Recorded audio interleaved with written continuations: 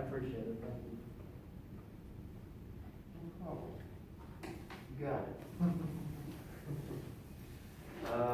So, this was, I think we're talking about the same one. It was a reflection across a line. And it was like -1, 3. Yeah.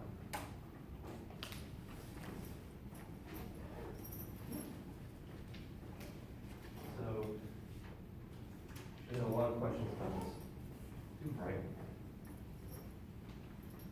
A lot of questions about this one problem.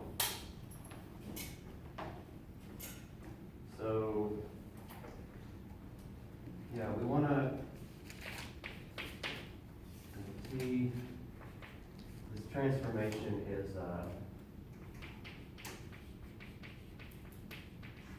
reflection across the line defined by -1, 3. Yeah, that's probably it. If that's not right, then, you know, it's translate all the steps for the right problem. Okay, so the first part of this says, come up with a basis for R2 that is, I don't remember how it was worded, convenient. It's convenient for expressing this transformation in that basis. Which is the standard basis. No, No, it's not. it's not the standard basis. The standard basis is convenient for a lot of things, but for representing this transformation, it's particularly inconvenient. So, let's get one kind of geometric picture of this. So, if it's -1, 3, then the line kind of looks something like this. This is the line that we're reflecting across. And if I say this is the first component of the standard basis, and if I try to reflect across this line, I get maybe something like this. Something like this. Right? That kind of looks like a reflection.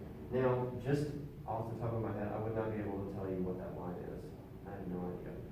And similarly with this one, if I reflect it, it's maybe something like this. Those are the reflections across that line. And honestly, it probably wouldn't be too hard to figure out what these reflections are, and then you would get a representation of this in the standard basis. But there's a basis that we can choose, in fact, an orthogonal basis that we can choose, that is much, much more convenient for solving this problem. So, there is one direction in which this reflection does nothing at all.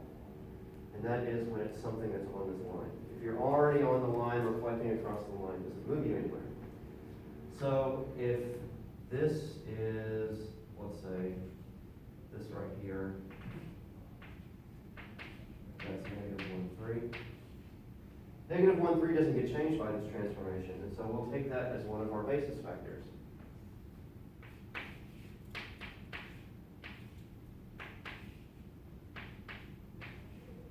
Like I've said many times, this is a little bit not good notation. We say that the basis is formed by a set of vectors, and those vectors give us the span of those vectors gives us our whole space. Whenever we want to use it to represent something in terms of a matrix, we have to know what order the elements are, and sets don't inherently have order. So if saying as a set, I mean, we write down the set. When we write it down, we write it in order. But sets don't have, the order isn't an inherent property of a set. Anyway. Okay, so there's another direction in which this translation does something very straightforward, easy to describe, and that's if it's perpendicular to the line. So I'll take this one that's perpendicular to the line, and it's easy to figure out what this vector is because the dot product is going to be 0, and, well, we can get an obvious thing that gives a dot product of 0, just say 3, 1.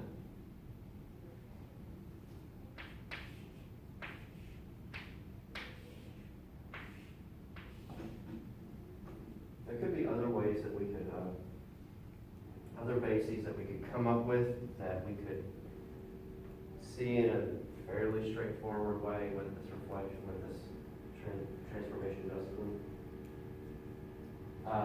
That may be easier than the standard basis, but not as easy as this.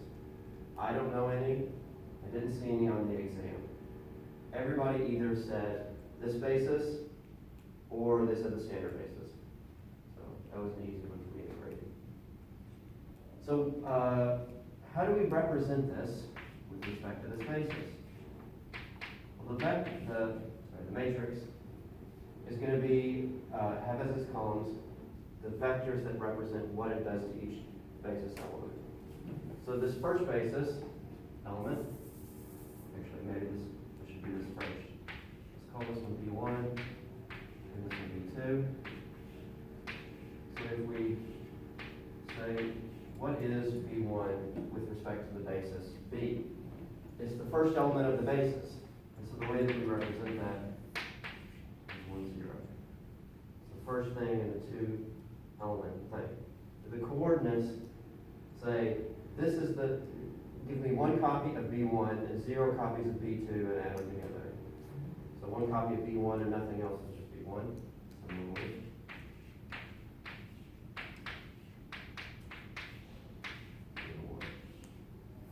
So when we write the matrix, so that gives us the transformation with respect to this basis, the columns are going to be what happened to each of the basis vectors written with respect to that basis. So what does it do to the first basis vector? Nothing. It leaves it unchanged. And so this first column should be 1, 0. So that's B1 with respect to B. What happens when you apply T to B1? You get B1 back. B1 with respect to B is 1, 0. And what does it do to the one that's perpendicular? Well, when it does the reflection, it flips it a whole 180 degrees. In other words, it replaces it with its negative. And the negative of 0, 1 is 1, 0. So the negative of B2 in the B basis is just 0, 1. 0 minus 1. Okay. So that's representing the transformation with respect to that basis. And I think it said give the matrix that gives this transformation with respect to the standard basis as well. That was the end of the problem. So there's lots of ways to go about this. I think probably the book gives you like a direct formula for how to do it. But I thought about this in terms of one of these commuting diagrams. So I have a couple of copies of R2 here. And this is the transformation T. Of course, one of the fundamental ideas in this class was that any linear transformation between finite dimensional vector spaces can be represented as a matrix, right? As long as we have a basis for that space. In R2, it's well, let me just keep going instead of going on tangents. Okay. Now down up here, this is our row where we're representing things with respect to the standard basis, and this is the row where we're representing it with respect to the B basis. So going from here to here, another way that we can write this is going from here to here, and then here to here, and here to here, as long as this is a commuting diagram. This one we've already come up with, so this is T sub B, and it's represented by the matrix 1, 0, 0, minus 1. Right? Going from the B basis to R2 is multiplying by this, or the matrix that you get when you stack these columns together. So this is multiplication by P sub B. Remember this matrix.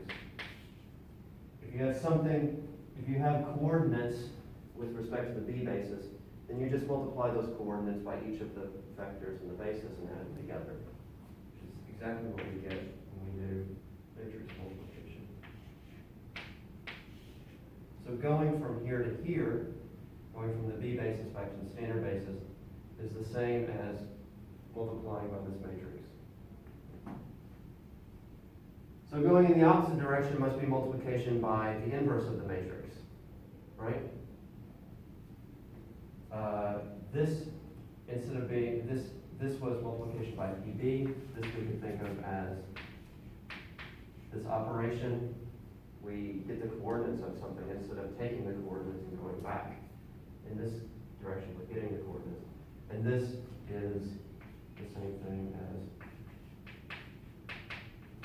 the inverse. I didn't read for myself. Actually, I should just make room for myself because this is going to involve computing the inverse. It's not too bad. We just swap these. Well, first of all, I'm going to compute the determinant. 9 plus 1. Gotta write this down. So I'm going to divide by the determinant, that's 1/10. And then swap these entries and negate the other two entries. And so I get this. Right? And now I'm going to figure out what this matrix is here. I'm going to call this multiplication by A. So these arrows represent linear transformations, or they represent multiplication by a matrix. And the way we compose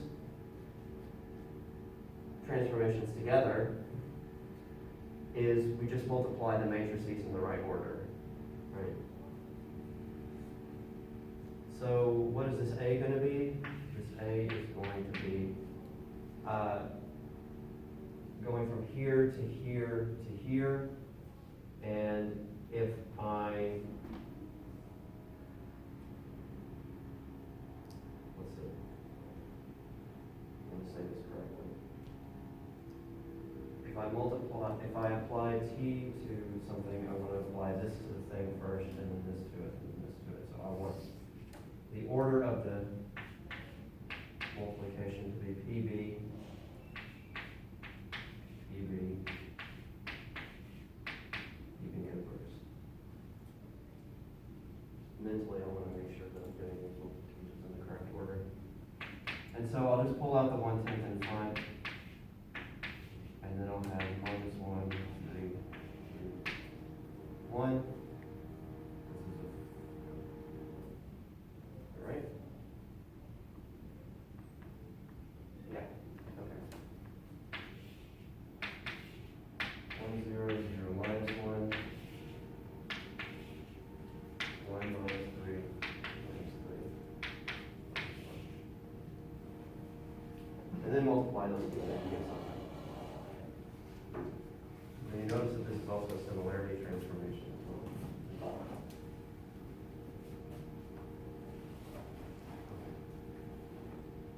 So anyway, that's that problem. So, I think, like I said, I think in the book they give you a more straightforward way to do this, or maybe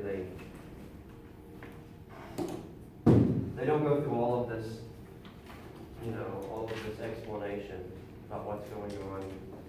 They just give you sort of like a straightforward formula. I think. I don't remember. But anyway, this is a way to think about what's happening. It's also a way to think about a lot of these matrix decompositions, or matrix factorizations, or however you want to think of it, or similarity transformations. They correspond oftentimes in a straightforward way to each of these matrices representing something, some action. So, let me think of an example. Can I think of an example? No, I can't. So I give up. But there is one today. We will talk about one today. So if there are no questions about I might be going off book today. If there are no questions about anything on the exam you want to talk about? That was the only one that really bothered me, I think. Yeah. I'm trying to think if there's anything else. I thought there were some good questions on this exam, actually. I shouldn't say this, but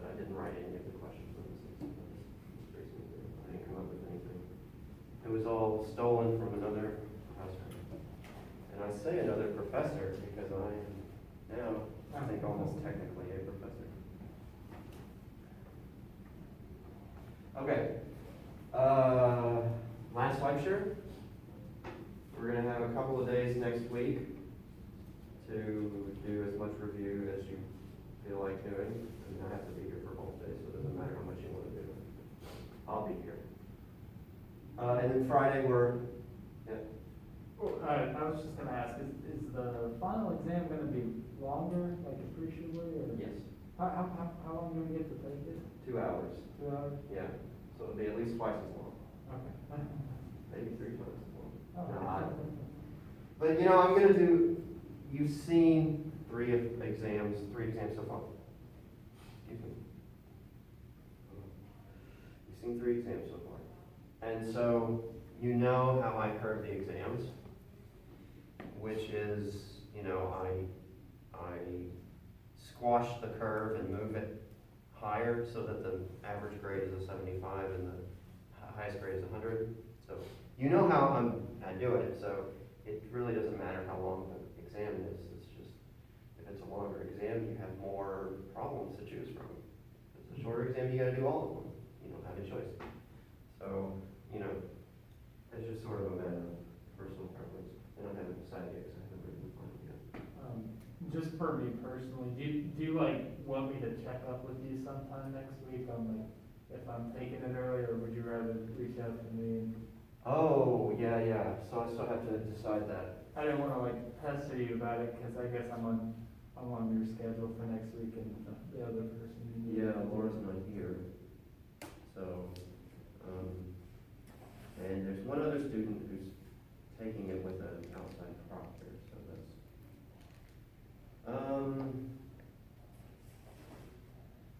yeah, pester me. Okay. Yes, please pester me. I'll just email you on Monday, is that okay? Or is that too late? No, that's perfect. Okay, yeah, I'll do that. That's totally fine. I wonder if I should make, this will be a special, extra, I'm gonna double check and make sure I'm recording. Is this working? Okay, yeah, that's right. This will be like a special, preview announcement for the people who are in the room today, so the dedicated students. I plan to give everyone the opportunity to make the final exam grade count as their grade for the course. So if you feel like, everybody in here has been doing pretty well, but if you feel like you're going to do better on the final exam than you've done on the first 3 exams, right? You kicked it into high gear at the end and your final exam is going to be your best grade. Well, this is your opportunity to just make that your grade. So your entire grade would be your final exam grade. So I'm going to give everybody an opportunity to do that if they want to. It's kind of something that I've played around with in the past. Yeah. Yes. This is wishful thinking, but does it work the other way? Nope. If you like your grade? Nope. Okay. Do not skip the final exam. There's stuff that, I actually have had professors that have done that. They were very close to retirement though. Oh. And I'm as far from retirement as you could possibly be. So, they were just kind of, they were done with it, so they were like, who cares? I don't, I'll be going soon. I care. I'm committed to your education, perhaps even more than you are. I would love to. Okay. Are we gonna give it a way to find out exactly where a grade is standing before that final? So, well, it's mostly your exam grades, which you have. And then there's a little tiny portion that's for quizzes and web work, which I'm assuming everybody's doing really well on. I'm not even looking at your grades for that stuff. Speaking of which, there's supposed to be a quiz today. I haven't put it on yet. I will do it the same way we normally do it. We'll just give extra time, loads of extra time. Anyway, I don't really care about web work and quizzes at all, because it's sort of, you can cheat so easily. Why would I care about that grade? So it's a tiny portion of the grade. likely will bring your grade up a little bit. But the best way to look at, to figure out what your grade is so far is just to average your exam grades together, and that's basically what your grade is. That's what I used for the midterms. If there was somebody on the border of like a B or a C, I bumped them up to a B. That was what I did for the midterms. If it were up to me, there would be no web work and quizzes, but I know people would complain a lot if that was the case. 100% exam grade sounds a little daunting. It's tough but fair.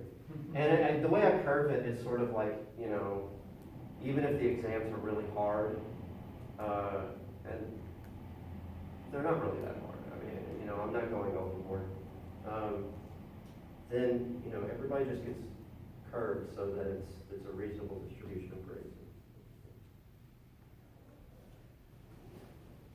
Yes? Are you gonna do the same thing you did last time when you were release problems in the textbook that you encouraged us to do? That's a good idea. Like an overview, maybe of bullet points since it's a lot of stuff. That's a lot of stuff. Yes, that's a great idea. I should have already done that actually.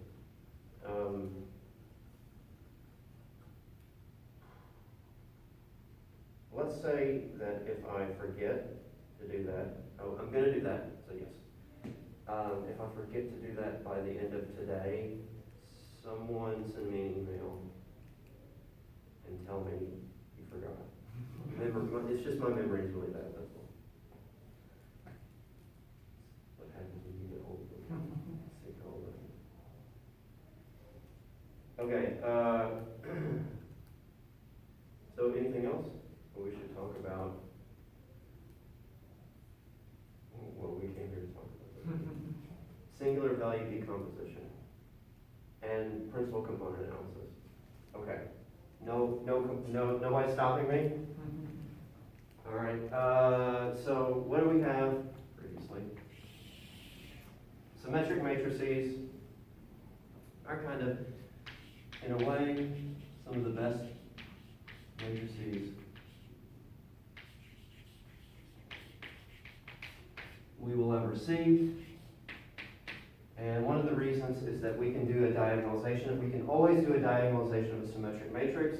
In general, it's very difficult to figure out if you can. You first have to compute the eigenvalues, then you have to use those to compute the eigenspaces, and you have to see that the eigenspaces are have enough dimension in order to create a invertible matrix. And that's a lot of work. But with a symmetric matrix, it's fairly straightforward because, well, they're always diagonalizable. So I'm going to write it as Q, that's a lambda, Q inverse. The Q's are going to represent the fact that these are orthogonal, and the capital lambda is going to represent the little lambdas that form the diagonal of it. So this is an orthogonal matrix. And this is a diagonal matrix. Okay. And this is really nice. One of the reasons is because if we call these things Q1, Q2, to Qn, these are Q, and then of course the lambda is, I guess I can write out a little bit, lambda 1, lambda 2, lambda n. The big zeros indicate that everything else is 0. Possibly some of the lambdas are 0 as well. Then, we could think about this for a second. Well, Q inverse is, I should have written Q transpose. Same thing because it's an orthogonal matrix. And in fact, it's just as, it's still A if we make the columns of Q normal, if we normalize them to make this an orthonormal matrix. So we might as well insist that our Q is going to be orthonormal as well. So Q transpose is the inverse, and if we want to compute A inverse, we just take the inverse of each of the factors in the reverse order. Q transpose, its inverse is Q transpose transpose, which is just Q. Lambda inverse means we invert by each of the elements in the diagonal. And then Q, its inverse is Q transpose. And so computing the inverse is similarly really easy once we have this decomposition. And we see the fact that we've seen before that being invertible is equivalent to not having any zero eigenvalues. When we invert this lambda inverse is equal to 1 over lambda 1, 1 over lambda 2, 1 over lambda 2. Right? So we see, once again, appearing the fact that zero eigenvalues means it's not invertible. And we had this nice property where we can write this as Q1, lambda 1, Q1 transpose, plus lambda n, Qn transpose. So instead of writing Q1 transpose Q1, which is 1, it should be 1 because these are orthonormal, we're writing Q1 transpose. So this is an n by 1 times a 1 by n. This is an n by n matrix of rank 1. It has one linearly independent row or column.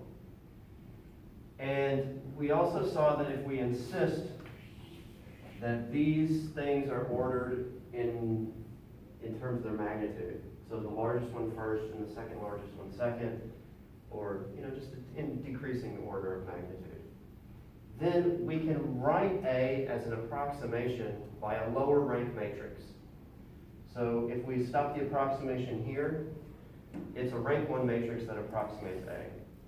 Now, it turns out, and this is not something I'm going to prove today, I'm just going to tell you, that is the best rank 1 approximation. Out of all rank 1 matrices in existence, this one is the one that's closest to A, with respect to how close are the entries.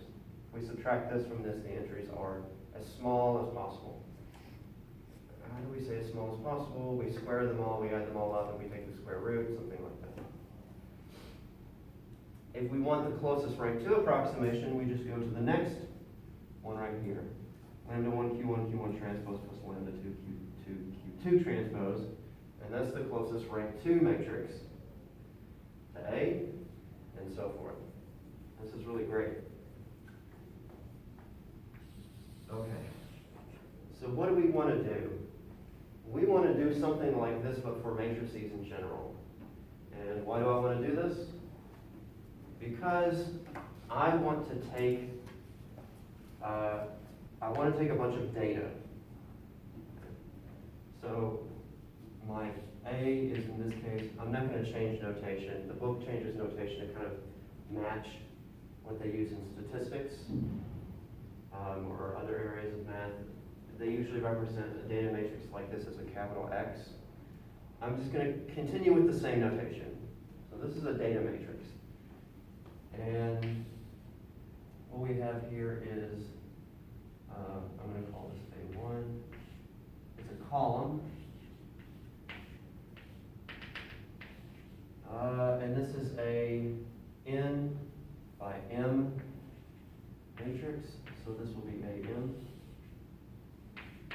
Okay, and this is what's the singular of data? Data, if you weren't aware, is a plural. I probably haven't been speaking as if it's plural, but it is. Datum is a singular. If you prefer not to think about that, this is a data point. Right? What can these data points be? Since this is in rows. So these are each things in Rn. And what are some examples? One I think we talked about last time was like someone in the House of Representatives. How did they vote for these 500 particular bills? So each of these would represent, a 1 if they voted in favor, maybe a -1 if they voted against, and a 0 if they abstained or something like that. So maybe that's one kind of data that we would want to represent. One that this is something that I've seen before, actually in practice, is they're images. So maybe images of faces. I think that's the second one. That was the frowny face. And we want to figure out something about this data. Oh, another example, I think is a good example, which is pretty close to the politician one, is something called the Netflix Prize. So that was a $1 million prize that Netflix gave during a contest. It's been quite a while now. I think it was in the early 2000s, early to mid 2000s. And that was a prize that they would give $1 million to the person who came up with an algorithm that would best predict what movies or TV shows a person would like. So they give you, like, this is a person's viewing history, they give that to you for a bunch of people, and then they say, try to predict how much they would like these other movies. So maybe this is a list of people's ratings for, 1,000 different movies or something. The Netflix prize was a little different because it's difficult to find 1,000 movies that all of these people have watched, right? So there were missing entries in there, but this is sort of like a modification of that idea. Just imagine that we had all of those ratings. Now the person who actually won the prize, I think it was a couple of people working together, they did do something very similar to what we're going to talk about today with a little bit of modification. So they got the $1 million. I think they were amateurs and they didn't realize that they were recreating what was basically principal component analysis, which is what we're going to talk about today. But they in fact did do something very similar. Okay, so how does an image get translated into a vector? We take the pixels and we line them up. So we do the first column and then the second column and the third column, and we just kind of stack them. So it's like this. And we make one long, super long vector for each picture. So this is just one long vector, and this is another long vector, and so on. And what we're trying to figure out is, how can we sort of represent this? Now, one way to think about this thing right here is, this is kind of a similar problem. These Q's, these are eigenvectors.